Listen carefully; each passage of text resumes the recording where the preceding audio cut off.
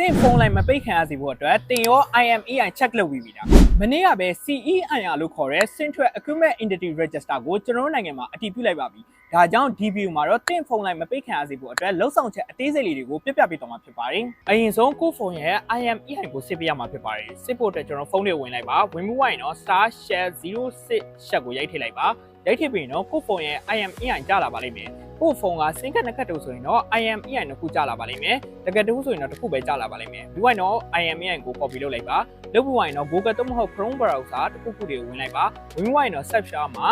CEIR government mm ဆိုပြီးတော့ရိုက်ထည့်လိုက်ပါရိုက်ထည့်ပြီးရင်တော့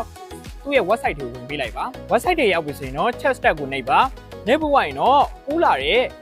IMEI ကိုရိုက်ထည့်ပါရိုက်ထည့်ပြီးရင်တော့ IM no robot ကိုနှိပ်လိုက်ပါ verify ဖြစ်တာကိုခဏလေးစောင့်ပေးပါခင်ဗျာ